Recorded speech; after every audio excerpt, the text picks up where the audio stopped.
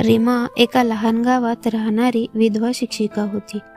तिचा नवरा एका अपघातात गेल्यानंतर तिच्यावर 2 मुलांचं, किरण आणि श्रेया यांच्या संगोपनाचं मोठं ओझं पडलं होतं.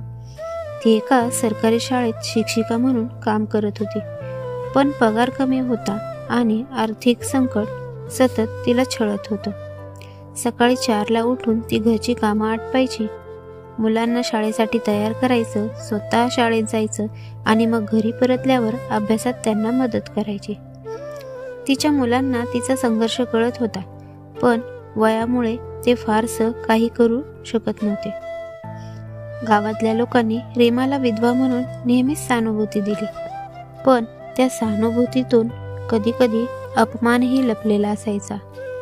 विधवा आहे, संसार कसा चालवते, किंवा कधी काळी दुसरं लग्न केलं तर, असे टोमणे तिला वारंवार ऐकायला मिळायचे.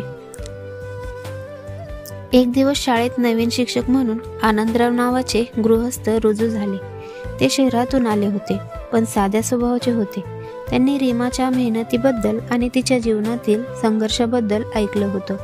आनंदराव रीमाशी काही वेळा बोलले, तिच्या कामाची स्तुती केली आणि तिच्या मुलांसाठी काही मदत करण्याची तयारी दर्शवली. आनंदराव आणि रीमामध्ये हळूहळू मैत्री निर्माण झाली. मुलांसाठी ते शिकवण्याची जबाबदारी घेत होते. त्यांची उपस्थिती रीमाच्या आयुष्यात सकारात्मक बदल घडवत होती. मात्र गावात ही गोष्ट लोकांच्या चर्चेचा विषय बनली. विधवा आणि पुरुष मित्र असा प्रश्न लोक विचारू लागले.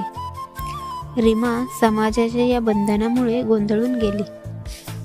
तिने आनंदरावांपासून अंतर ठेवण्याचा प्रयत्न केला, पण तिच्या मुलांना आनंदराव आवडत होते आणि त्यांच्या मदतीने रीमालाही थोडं हलकं वाटत होतं. एक दिवस रीमाच्या शाळेत एक मोठा कार्यक्रम होता, ज्यामध्ये तिला तिच्या शिक्षणातील योगदानाबद्दल सन्मानित करण्यात आलं.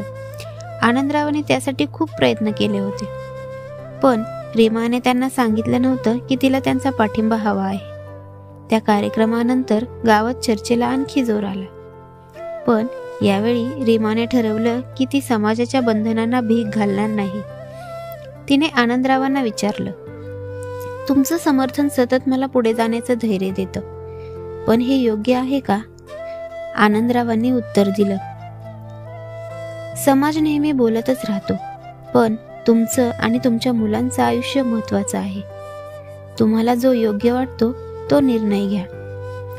रीमाने ठरवलं की ती स्वतःचं आयुष्य जगेल, समाजाचं ऐकून जगण्याऐवजी स्वतःच्या मुलांसाठी आनंद शोधेल.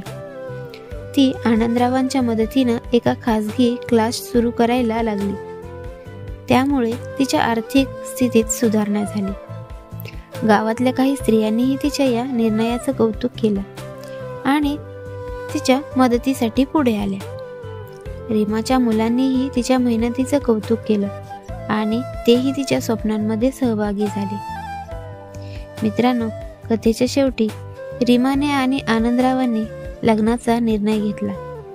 त्यांच्या निर्णयाने काही लोक आनंदी झाले, काहींनी विरोध केला, पण रीमाला आता समाजाच्या मताचा फरक पडत नव्हता.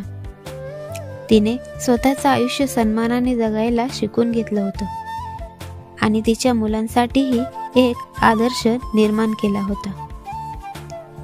ही कथा सांगते की समाजाच्या मतांना प्रमाण मानून आयुष्य जगण्याऐवजी आपण स्वतःसाठी योग्य वाटेल तो निर्णय घ्यायला हवा. संघर्ष आणि मदतीने आयुष्य बदलता येतं. फक्त आपल्या स्वप्नांवर आणि मेहनतीवर विश्वास ठेवायला हवा. मित्रांनो, तुम्हाला काय वाटतं? रीमाने जे केलं ते योग्य होतं का? कमेंटमध्ये नक्की सांगा. आणि हो, प्लीज चॅनलला सबस्क्राईब करा आणि व्हिडिओला लाईक करा. धन्यवाद.